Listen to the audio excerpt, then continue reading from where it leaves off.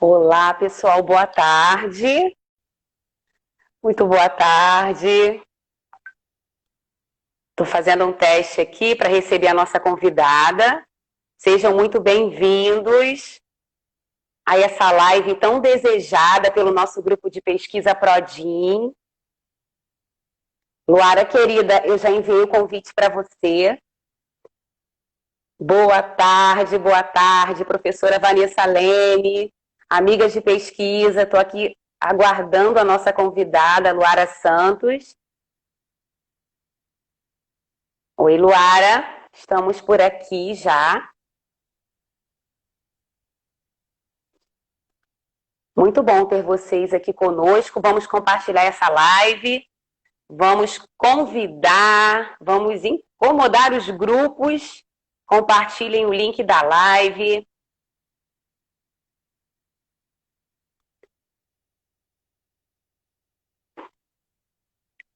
Seja bem-vinda, Luara. Já estou vendo você por aqui. E agora eu vou aqui inserir você. Muito bem-vindas.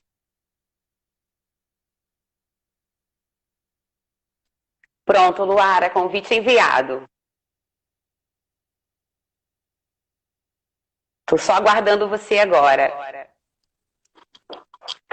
Olha que linda! Olá, boa tarde. Boa tarde, Luara. Vamos testar, porque eu estou tendo retorno da minha voz. Uhum. Então vamos ver como é que a gente consegue. Eu vou tirar o meu fone para ver se melhora. Fala comigo, Luara. Oi? Eu continuo tendo retorno. Agora vamos inverter. Tira o seu fone. Tá joia. Uma certa oscilada. Então pode ser isso também. Tá me ouvindo agora? Eu estou te ouvindo bem. Eu preciso saber como é que está o meu retorno para você. Tá legal, só tá dando umas travadas na sua imagem, entendeu? Então não sei se é a sua internet ou se é a minha que tá meio travada. Mas tô te ouvindo. Isso, sua imagem também está travando um pouquinho para mim. Eu vou colocar o fone e você fica sem, para a gente testar também, tá? Tranquilo.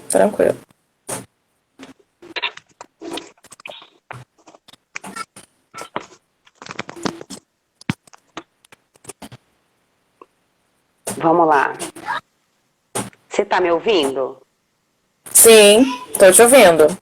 Para mim melhorou consideravelmente, mas eu preciso saber para você. Tá ótimo, da outra forma também tava ok. Tava te ouvindo bem. Tá ótimo. Vamos agora aguardar um retorno dos nossos convidados. Letícia, que está aí conosco, professora Vanessa, vamos lá. Diga-nos se estão nos ouvindo direitinho. Eu posso demorar uns segundos para te responder, mas é porque a imagem tá dando uma certa travada, de leve, mas está dando uma certa travada, só para você entender, se eu demorar uns segundinhos para te dar um retorno, tá bem? Tá ótimo, mas o pessoal tá retornando aqui, dizendo que agora tá tudo ok, né? Então, assim, maravilha.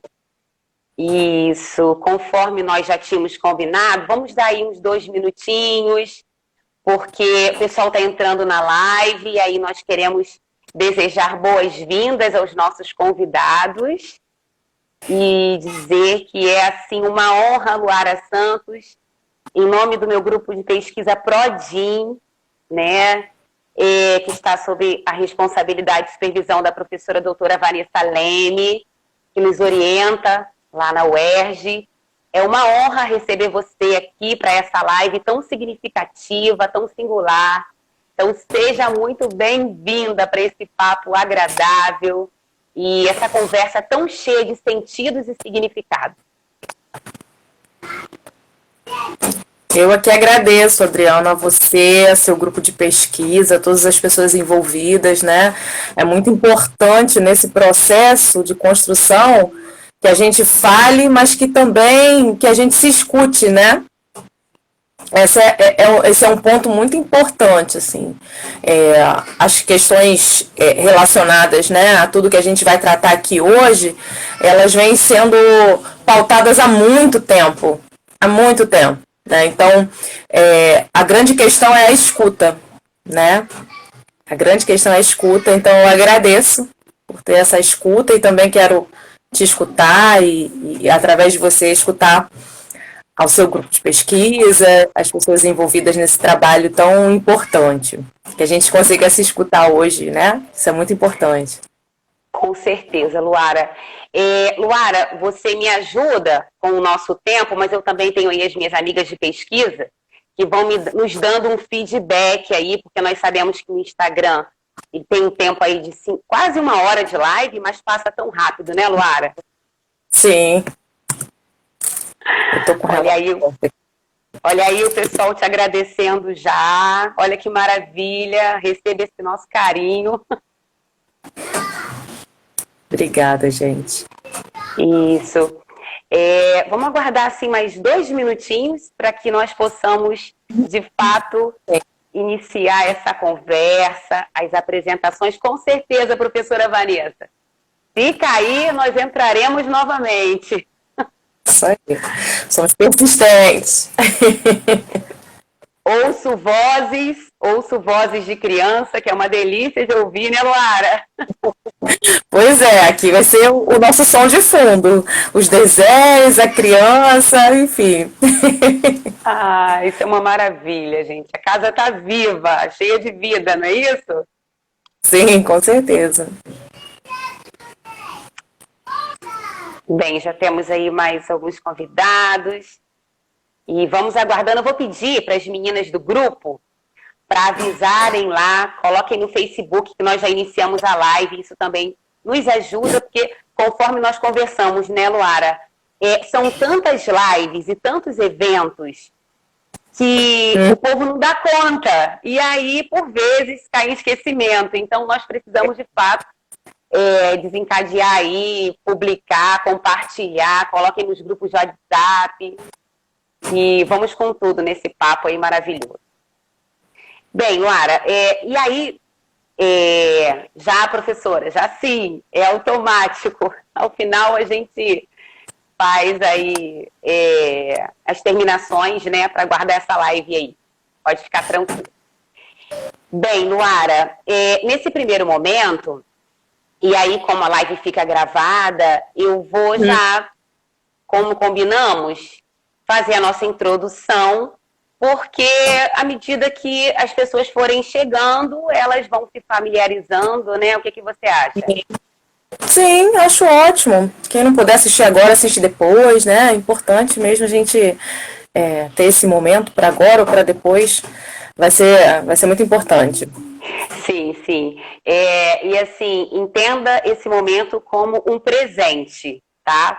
Para o nosso grupo. E é assim, falando desse presente que é você aqui na live de hoje, eu gostaria de anunciar aqui a presença do grupo de pesquisa Prodim, tá? É um grupo que já vem, ao longo dessa pandemia, desenvolvendo ações com foco na saúde mental. E a live de hoje também é uma oportunidade de reflexão, tá?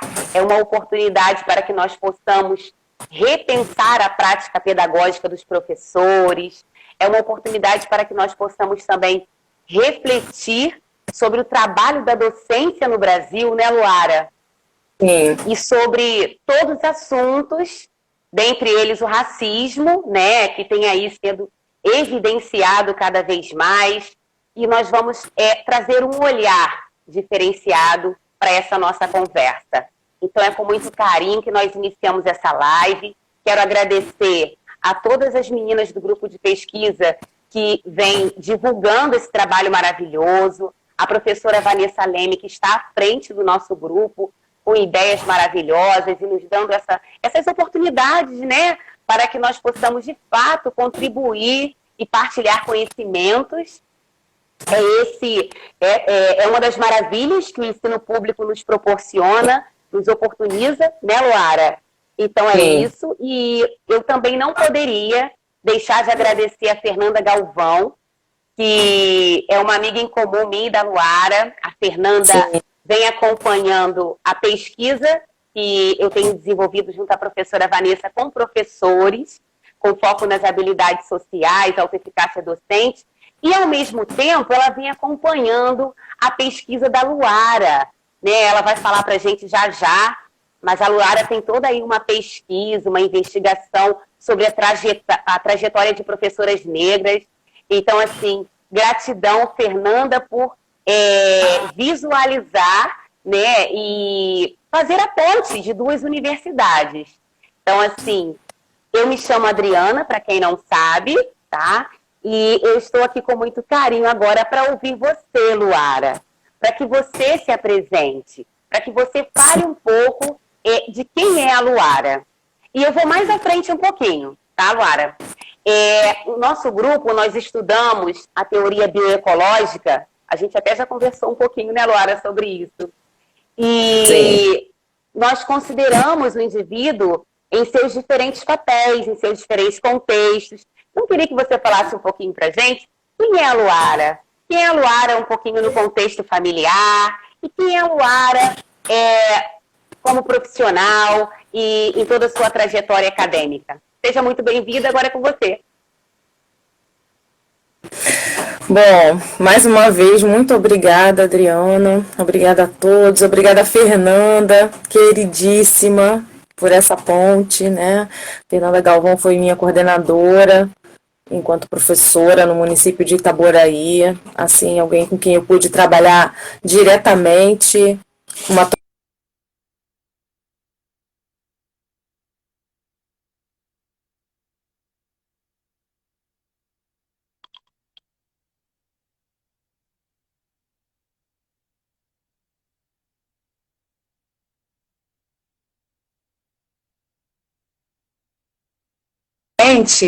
eu começo sempre por minha formação. Assim, a minha formação escolar, a minha formação acadêmica, ela tem uma centralidade na minha vida que todos os momentos em que eu vou me apresentar e que eu sou mobilizada a pensar quem eu sou, isso sempre ganha centralidade, né? É sempre o que me ocorre primeiro, né? Bom, mas pensando aí do contexto familiar, eu sou mãe da Luísa Maim, uma filha que eu quis muito, que eu desejei muito e que, enfim, me ensina muita coisa, especialmente a construir uma maternidade real, para além de tudo aquilo que a gente idealiza, né? Porque a gente idealiza sempre muita coisa. Uma menininha de 3 anos que tem uma personalidade assim bem forte, né? De opiniões.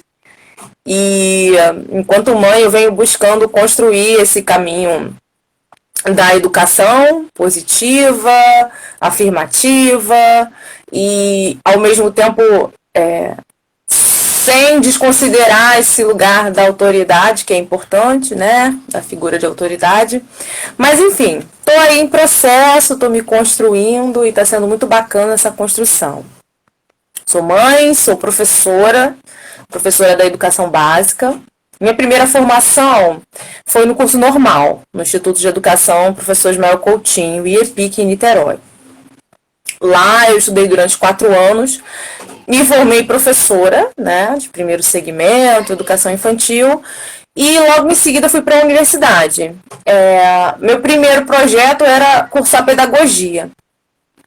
Mas no meio do caminho, assim, enquanto eu me decidia, eu sempre fui apaixonada por história, e a história me arrebatou e eu fui cursar história, né?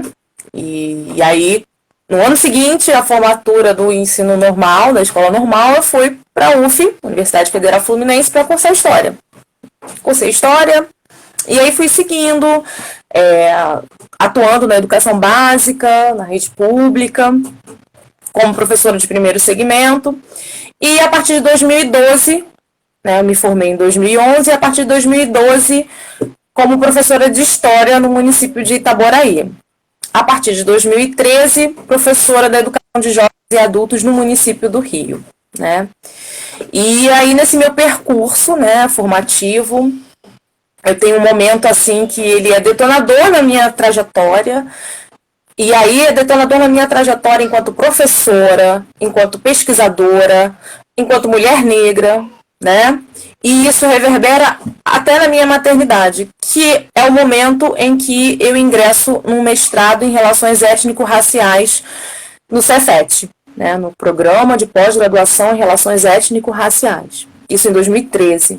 Esse momento, ele foi detonador na minha vida, assim. Ele é um divisor de águas, né? Eu cursei esse mestrado entre 2013 e 2015, né? 2 anos de percurso. E aí, nesses 2 anos, assim, o que eu aprendia, especialmente com os meus colegas, eu gosto muito de falar isso, né? Especialmente com os meus amigos, colegas de formação, muitas dessas pessoas já estavam há alguns anos na militância, no movimento negro, né? Existe muito essa postura, de certa forma, até elitista da academia, né? De desconsiderar a militância como um lugar de formação intelectual também, de promover essa cisão, né? Entre militância de um lado, academia de outro, mas, na verdade, isso não existe, né? As pessoas que estão na militância, nos movimentos sociais, são intelectuais, estão em processo de formação intelectual, constroem uma bagagem intelectual fundamental e muito importante.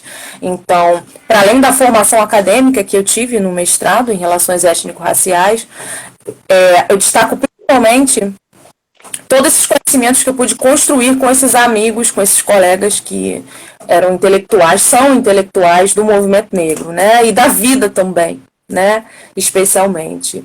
E a partir daí é que as minhas reflexões, a minha agência enquanto mulher negra, ela vai se construir de uma outra maneira, né? Eu gosto muito de falar isso. Eu sempre soube que eu era uma pessoa negra, nunca tive dúvidas com relação a isso, mas eu sempre soube, infelizmente, né, a partir de estereótipos, a partir de processos muito duros de racialização e de racismo, né? E aí a minha construção sempre foi muito nesse sentido de estar rebatendo, né? Mas o momento em que eu vou construir essa identidade negra positiva e afirmativa é a partir do meu mestrado, que é também o lugar onde eu desenvolvi uma pesquisa, né, investigando a vida de um professor negro, professor Emetério José dos Santos, que foi um professor muito importante na cidade do Rio de Janeiro, que teve uma trajetória intelectual incrível, ativo, combativo, né, defensor das qualidades negras, um educador antirracista ao seu tempo, né, lá em 1900, 1910, até 1920 ele teve uma atuação intelectual assim bem forte, bem marcante, né? Então esse processo vai me colocar num outro lugar de construção, né? Então essa é a Luara. Que tá gratidão. Então, sempre em processo. Só gratidão. Que apresentação. Que apresentação. Luara, nos últimos meses, né, o mundo ele tem acompanhado sucessivas manifestações contra o racismo, né? Isso é muito bom. E aí, nós podemos exemplificar a partir da morte do americano negro George Floyd, do caso do menino Miguel e tantos outros acontecimentos, alguns casos também que não são apresentados pela mídia, nós sabemos disso. E aí isso me faz refletir que, enquanto uma pandemia nos aprisiona, casos como esses têm levado muitas pessoas às ruas para essas manifestações.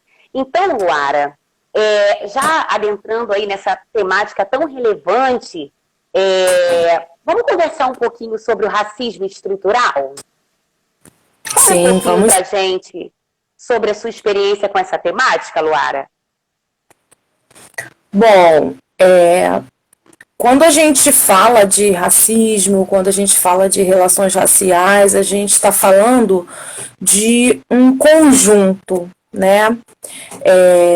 Existem diversas caras para o racismo, né? Como a gente conversou, eu gosto muito de uma imagem que eu acho que ela é assim, ela é a fotografia de como funciona o racismo, que é o iceberg do racismo, né? Exatamente, né? O iceberg do racismo, ele explica também, ele exemplifica, ele faz um retrato do que é o racismo estrutural. Por quê? Do iceberg a gente vê muito pouco, né? O que se vê do iceberg é muito pouco em relação ao que é de fato. O que acontece em relação ao racismo é exatamente isso, né? As pessoas, de modo geral, no seu conhecimento lato sensu, do cotidiano, do dia a dia, e isso eu tô falando de todas as pessoas, tá? Tô falando desde as pessoas que não são letradas, que não são alfabetizadas, até o pós-doutor, né? Geralmente se encaminha a situação da mesma forma. O que se entende por racismo é só aquilo que é visível. É o xingamento, é a ofensa explícita, direta, a proibição de repente entrar em determinado espaço, mas assim, explícito, escrito, você não vai entrar aqui por causa da sua cor. O xingamento, né? Os várias formas de xingamento que são xingamentos racistas. Então, geralmente se entende racismo circunscrito a isso, né? Só que o racismo, ele é todo o resto, tudo aquilo que aparentemente não existe. Aparentemente as pessoas não enxergam, né? Então, o racismo, ele estrutura a nossa forma de ver o mundo, a nossa forma de nos relacionarmos, né? Então, o racismo estrutural é esse conjunto, né, de várias caras que o racismo pode ter. O racismo recreativo, o racismo institucional, né? Quando a gente se depara com formas de depreciação da estética negra, quando a gente se depara com processos violentos, né, que todos nós passamos, especialmente as meninas negras, mas eu falo dos meninos também, que desde muito cedo, se é menino, raspa a cabeça, ou mantém o cabelo bem baixinho. Se é menina, na primeira possibilidade, na primeira oportunidade, se inicia o processo de utilizar produtos químicos no cabelo, né? A primeira vez que eu utilizei um produto químico no meu cabelo, eu tinha 9 anos. Mas tem relatos de meninas com 7 anos, eu já ouvi relatos de meninas com 5 anos de idade, né? O que é isso? Isso é o racismo, que diz que o cabelo bom, que a estética boa, que a estética bonita, é a estética branca, é o padrão branco.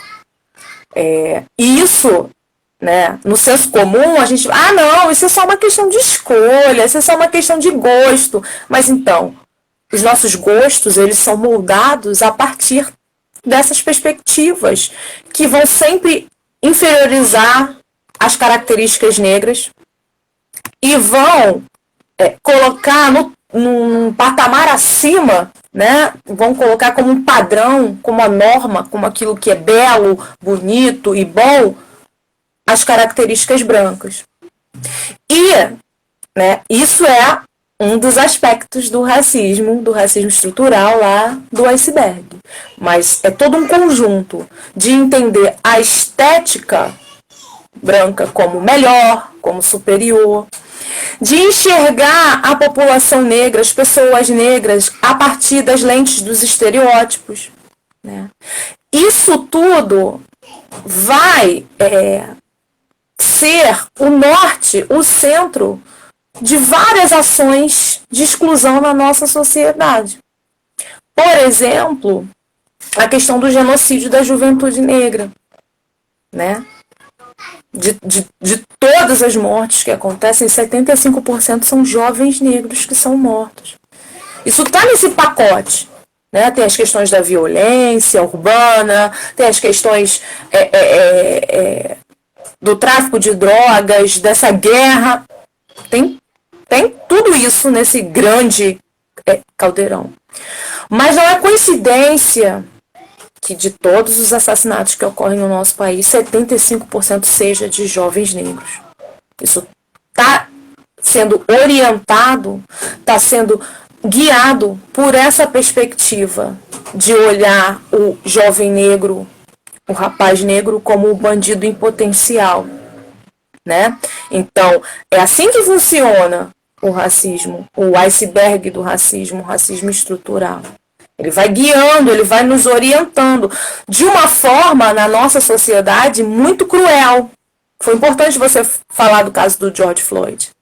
Porque aqui, diferentemente dos Estados Unidos, existe todo um discurso ideológico, né, de que não existe o racismo como nos Estados Unidos. Porque aqui não tem segregação, né? Durante muito tempo se alimentou essas ideias de que vivíamos numa democracia racial, né? Então, e sempre fazendo esse contraponto com os Estados Unidos. A grande questão é que existem várias caras, vários rostos para o racismo, né? Várias formas do racismo se materializar, né? Então, o que faz uma pessoa adulta não entender que um menino de 5 anos é uma criança e precisa de proteção? Ele não é capaz de se orientar sozinho. Ele não é capaz de entender situações de perigo, né? É explícito. Ah, não, eu vou deixar você subir no elevador porque você é negro, se vira. Não, não é. Esse é o grande ponto do racismo no nosso país. Porque ele vai estruturando as nossas formas de olhar o mundo, as nossas formas de viver, as nossas formas de nos relacionarmos, sem se dizer, né?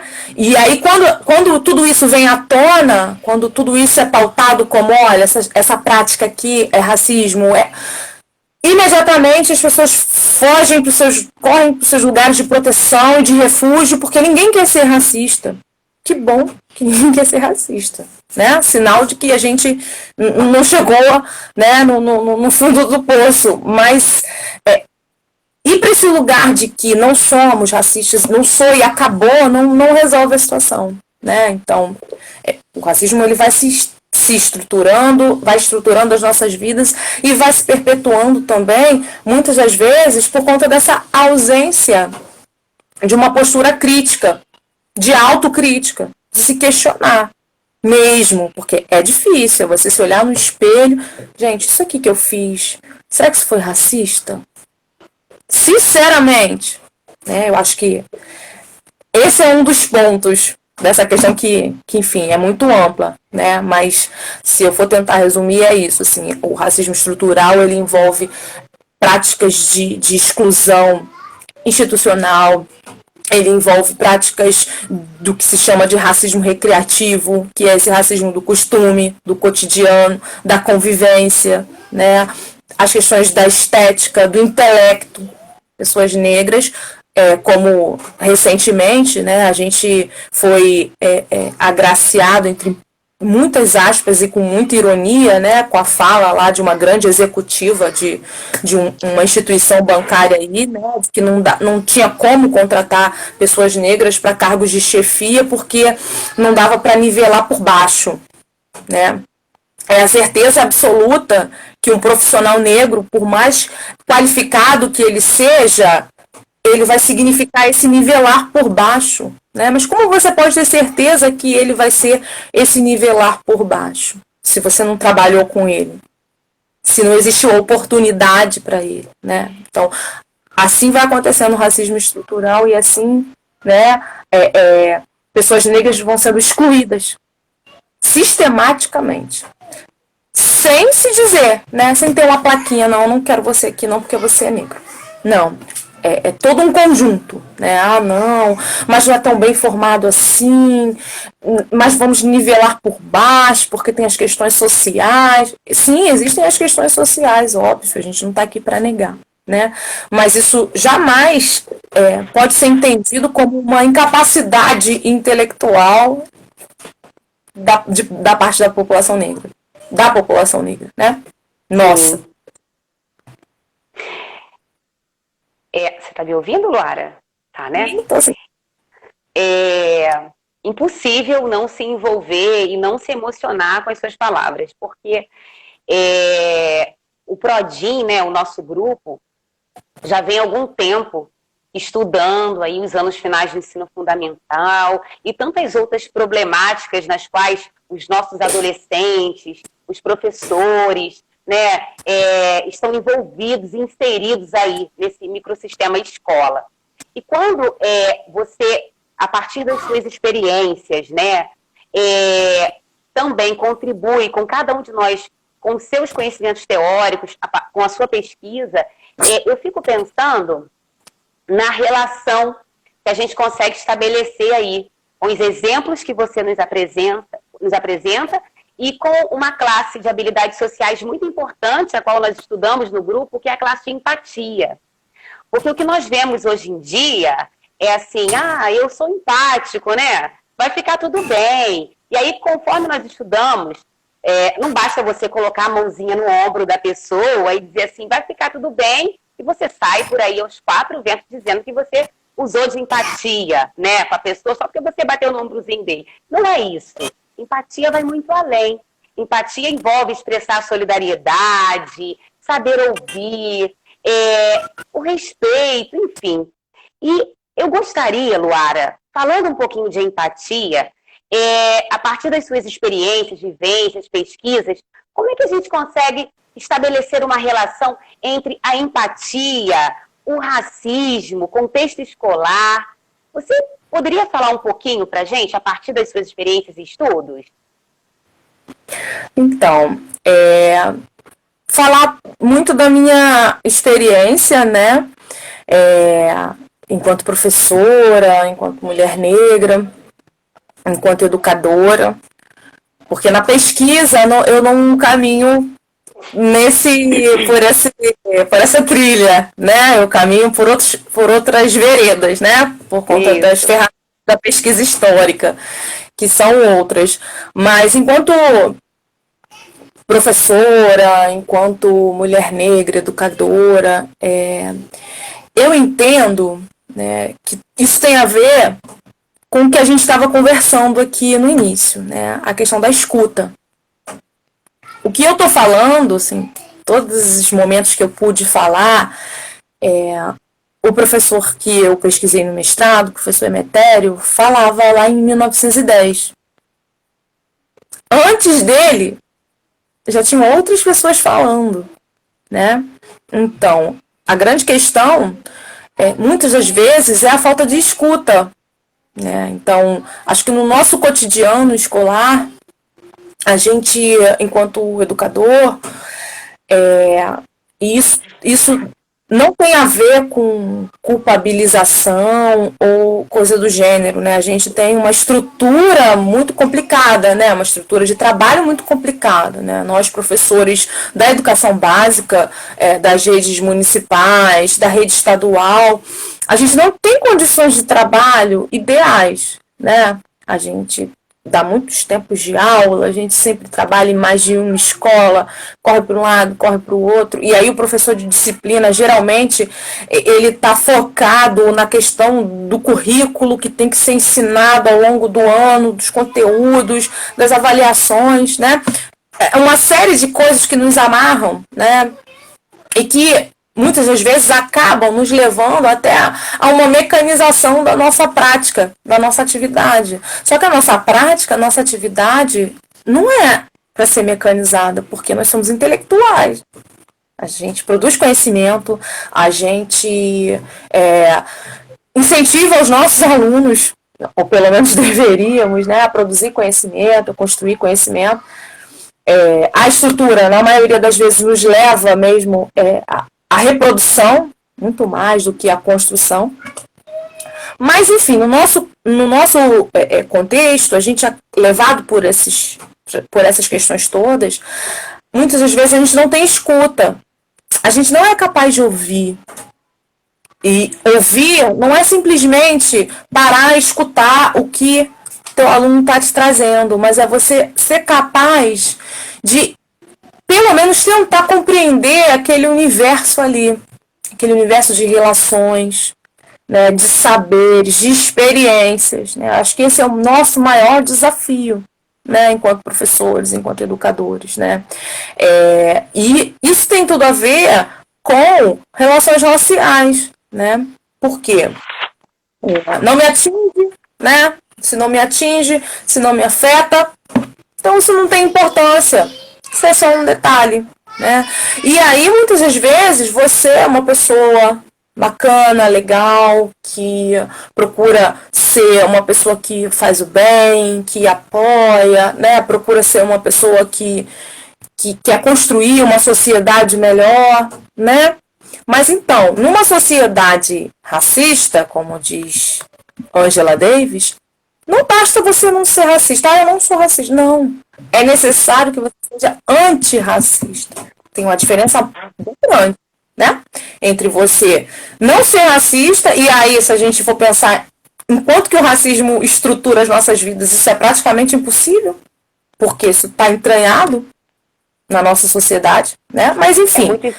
Muito interessante, Luara, muito interessante, porque exatamente essa frase que a minha professora acabou de colocar aqui, né? Porque empatia é também ser antirracista. Você pode prosseguir, mas estamos todos no mesmo diálogo, é isso aí. Sim, exatamente. É você, de fato, mergulhar e entender que é fundamental ser parte da luta antirracista. Não é um problema do negro. Não, é um problema da sociedade brasileira, que foi construída a partir de mais de 300 anos de exploração de pessoas negras, homens, mulheres, crianças, né? E quando acaba a escravidão, ontem, né? Em 1888, em termos históricos, ontem, né? Acaba com a escravidão, com o sistema legal, mas o racismo continua e se fortalece e vai criando várias caras, né? E vai se mantendo sempre atual na nossa sociedade. Então, ser capaz de ouvir, de ter ouvidos e de entender isso, de se questionar. Isso é muito importante. Isso é fundamental. Entender que o racismo não é um problema do negro. O racismo, ele é um sistema de poder, de relações de poder. Se existem pessoas que estão sendo subalternizadas, é para sustentar algumas poucas no topo, né? Então, é importante se questionar sobre isso, né? É importante se questionar, né, por que do desempenho ruim, né, entre aspas, né, mas do mau desempenho dos alunos, né? O que está faltando? O que está acontecendo? De que maneira eu posso me fazer ouvir? De que maneira o que eles trazem é possível? Né? De que maneira é possível ouvir o que eles trazem para a gente construir em conjunto? Não é fácil. Eu me vejo às voltas com isso o tempo todo, enquanto professora. O tempo inteiro. E aí, vou fazer um gancho, que estou aqui também acompanhando um pouquinho o nosso tempo. Eu fico pensando em situações de intervenção, onde nós temos que intervir enquanto educadores, enquanto professores, né? E ao mesmo tempo não tem como deixar de pensar como é que eu posso, em práticas culturais que se perpetuam, né, em brincadeiras que não são brincadeiras, nós sabemos disso, né? Mas é como os adolescentes normalmente, como eles se reportam, né? Quando é uma brincadeira, e a gente sabe que não é brincadeira.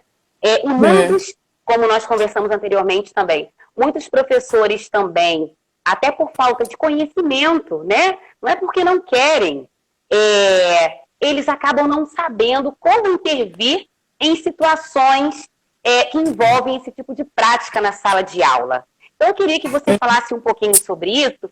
E tem aqui uma pergunta, eu acho que foi da professora Vanessa.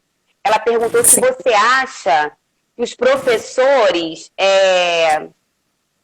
precisam de formação sobre racismo. Eu acho que nós podemos fazer aí uma junção, né, nesse momento agora de diálogo. É possível, Lara? Sim, claro. É fundamental. A formação é fundamental. Como eu disse, a formação, para mim, foi um divisor de águas, né? Enquanto professora, enquanto mulher negra, é muito importante, muito importante. É fundamental que institucionalmente esses espaços de formação sejam garantidos, né? E aí nós, como profissionais das redes públicas de ensino, a gente sabe que isso é difícil, né? É muito difícil a gente conseguir a garantia desses espaços de formação, mas é fundamental que a gente busque por eles, dentro e fora das nossas escolas, né? Se de fato a gente está engajado, se de fato a gente quer promover uma educação antirracista, né? Porque é isso, é educação. É a reeducação dessas relações étnico-raciais. Agora, em novembro, né, a gente vai ter aí o mês da consciência negra, o 20 de novembro. A Lei 10.639, esse ano, completou 17 anos. Em janeiro, dia 9 de janeiro do ano que vem, vai estar completando 18 anos. Em 2008, a gente teve a complementação, que é a Lei 11.645. Né? São duas leis que visam, né, promover exatamente isso, a reestruturação curricular, a reeducação das relações étnico-raciais no nosso país. Nosso país é majoritariamente negro, nosso país também é indígena, né? Mas a gente foi totalmente colonizado de muitas formas, e inclusive e principalmente a partir da educação. E aí é muito interessante que num país como o nosso a gente precisa de uma lei para garantir que a história africana e afro-brasileira seja ensinada nas escolas e de uma outra forma, né? Diferente do que a gente aprendeu na escola, né? Porque a gente aprendia que o negro na história do país era o quê? Era o escravo que apanhava, ponto. Pelo menos foi essa a história que eu aprendi na escola, eu acredito que tenha sido a sua também, né? Então, a formação ela é muito importante. Então, a Lei 10.639, ela vai institucionalizar algo que já estava sendo pautado pelo movimento negro, pelo menos desde os anos de 1970. Vou voltar de novo lá no professor Emetério, de 1910, que estava exatamente pautando isso, né? Conhecer a história da população negra no Brasil e no mundo a partir de outras perspectivas, né? Então, sim, formação é muito importante, não basta boa vontade, né? E como a gente tinha conversado, não são ações pontuais. As ações pontuais, elas são importantes. Numa situação pontual, que não é tão pontual assim, porque ela se repete com frequência, mas numa situação pontual na sua sala, de uma situação de brincadeira, entre muitas aspas, né, de ofensas racistas. É óbvio que a gente tem que intervir. É fundamental que a gente intervenha. E, inclusive, colocando explicitamente que aquela não é a conduta ideal. Porque muitas das vezes existem muitos alunos que relatam, né, depois de adultos e tudo mais, situações de discriminação racial que viveram dentro de sala de aula e que foram negligenciados pelos professores. Ah, isso não é nada. Ah, deixa isso para lá. Né? Essa não pode ser a nossa postura enquanto professor. Mas veja, se a gente se limita a esse tipo de intervenção, o que vai acontecer? Os alunos vão fazer, mas não na nossa frente. Né? Sim, sim. Não é esse o nosso objetivo. O nosso objetivo é que se desconstruam essas práticas. Então, é necessário a intervenção pedagógica ao longo do ano inteiro. Perfeito. Ao longo do ano inteiro, a partir das minhas aulas de história, a partir das aulas de artes, a partir das aulas de língua portuguesa, a partir dos projetos que envolvam toda a escola, a partir da matemática também. Né? A gente pode trabalhar, reeducar as relações raciais, né? A partir de um modo transversal. Né? Isso. Mas isso não pode se reduzir a ações pontuais.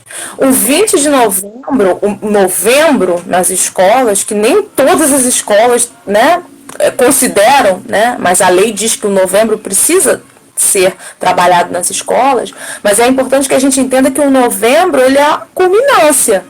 Ele precisa ser uma culminância de um trabalho que é feito o ano inteiro. E veja, um trabalho feito o ano inteiro com os alunos e conosco também. Sim. Sim. Porque nós também somos socializados e educados nessa sociedade racista, né? Então a gente precisa também. Informação é importante exatamente por conta disso.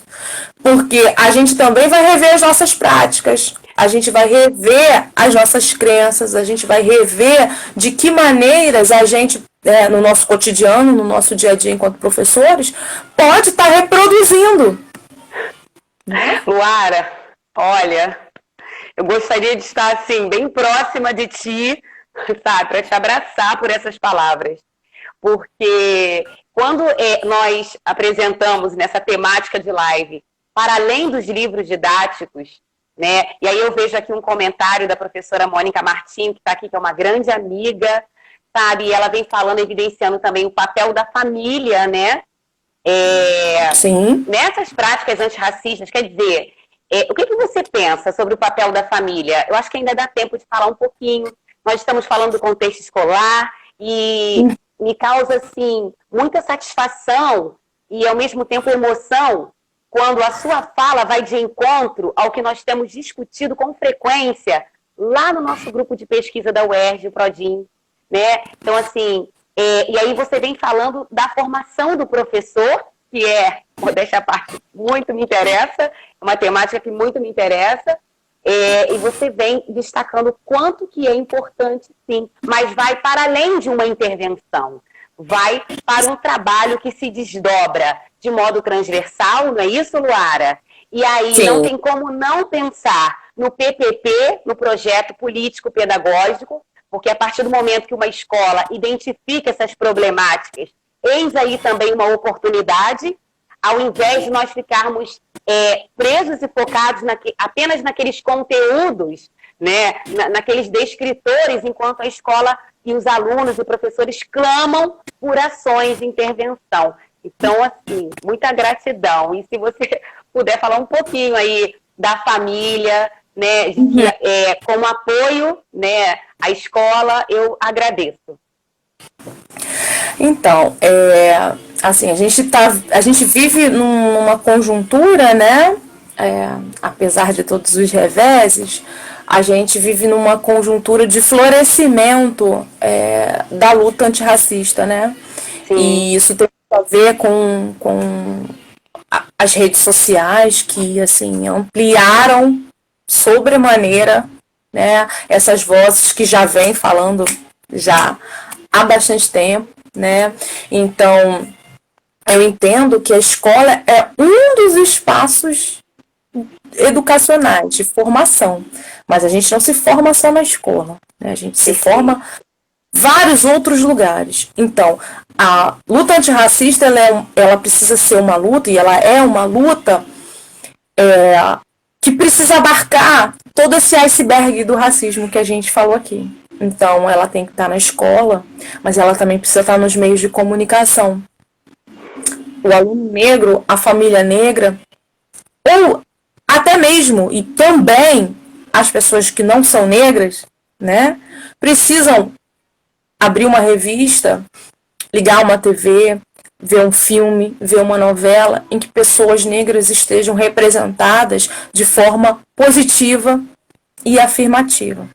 Sim. Né? E tem a ver com as questões também da psicologia, né, que não são meu forte, mas eu tento, enfim, me familiarizar um pouco para entender, né, esses aspectos subjetivos da formação identitária, né? E aí eu falo enquanto uma menina negra que cresceu assistindo uma TV branca, totalmente branca.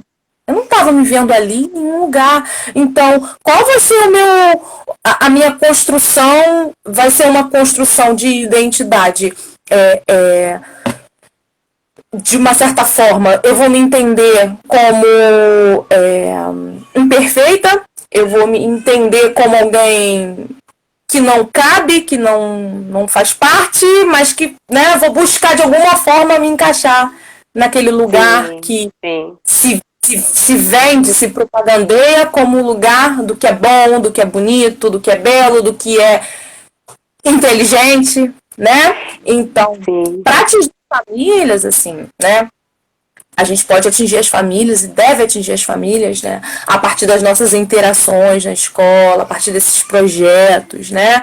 Que a gente sabe das nossas dificuldades na escola, em sala de aula, o quanto que isso é difícil. Mas é importante também que a gente entenda que a luta antirracista, ela está para além da escola. Ela está na escola, mas ela precisa estar em outros lugares também. E é muito importante que atinja a todas as famílias, né? Com certeza. Sim. Luara, o que acontece? Nosso tempo, ele vai cada vez... Ah, meu Deus, eu ficaria aqui, ó, nessa formação continuada por horas. E eu percebo também o quanto que as pessoas que estão aí nos assistindo estão ouvindo, né? Toda essa sua contribuição, estão aí de acordo, tá? Com o que você está nos apresentando, com essas reflexões que você está nos oportunizando. Eu vou, assim, pedir licença você um instantinho. Eu não sei se a Letícia, minha amiga de pesquisa, se encontra. Letícia, se você estiver por aí, faz a gentileza de colocar aqui no comentário o link para que as pessoas possam... Aí, ó, olha aí, ó, Luara, parabéns, viu? O pessoal muito satisfeito com a live. Obrigada, Mônica. Obrigada, professora Mônica. Letícia, se você estiver por aí, coloca pra gente o link, tá?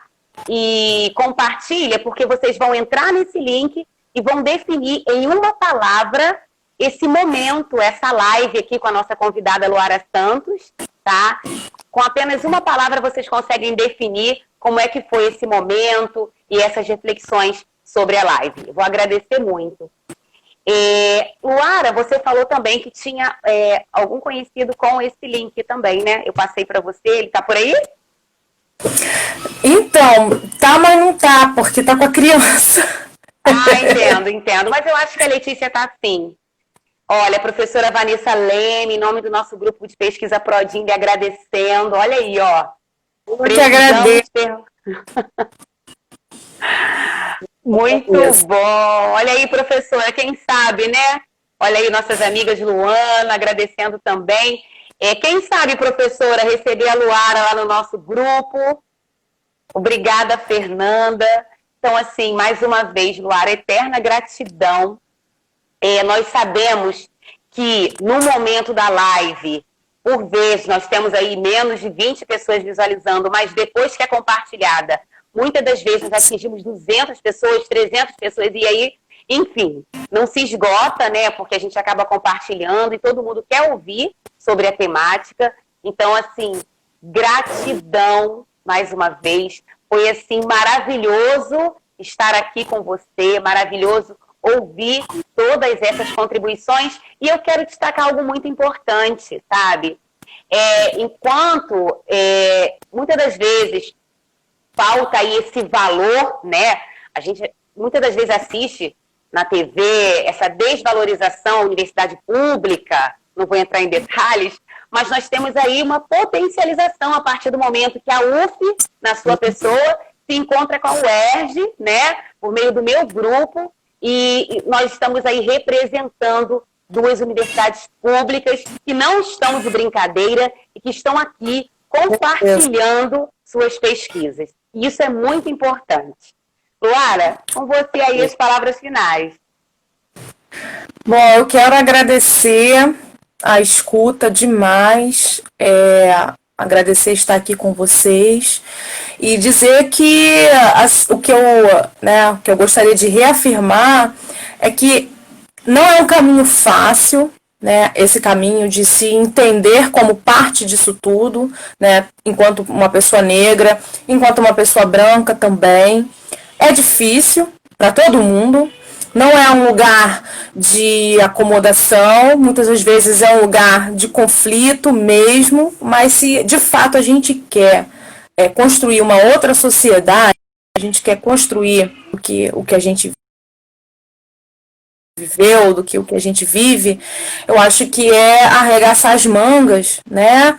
E se engajar na luta de fato, se engajar na causa de fato, porque não é possível que a gente continue perpetuando e passando para as gerações seguintes todo esse conjunto, né, de estigmas, de formas de discriminação, né? Então, de subalternidade, de subalternização de uma população, né? Que foi o principal pilar na construção desse país, né? Isso é importante demais que não se esqueça, né?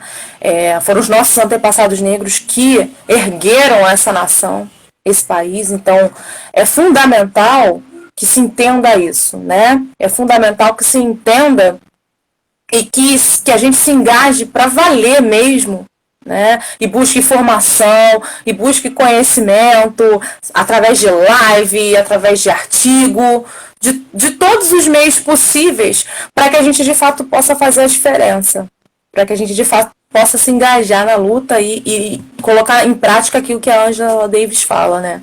Não basta não ser racista, mas é preciso ser antirracista. É isso. Perfeito, Luara. Maravilha, foi assim um momento singular, eterna gratidão em nome do meu grupo de pesquisa Prodim, na nossa orientadora, a professora Vanessa Leme, eu quero te agradecer. Foi maravilhoso esse momento, temos aí um bom conteúdo a ser partilhado, eu conto com a sua ajuda, eu já vou publicar, né? Vou fazer deixar aqui organizado, olha aí, ó. Olha aí, parabéns, Luara. Receba aí todo esse carinho, volte sempre. E nos ajude aí a compartilhar essa conversa tão significativa. Tá bom, minha querida? Olha, um beijo para você. E mais uma vez. Muito gratidão. Obrigada. Luara, eu também quero pedir a sua ajuda, que eu vou colocar o link, no momento em que eu compartilhar, eu vou colocar o link para que as pessoas que venham assistir essa live possam definir uma palavra, e você me ajuda também, tá bom, minha querida? Pode deixar. Um grande beijo, excelente final de semana. Agradeço a presença de todos que aí estão também. Viu, gente? Beijão. Tchau, tchau. Tchau, Luara.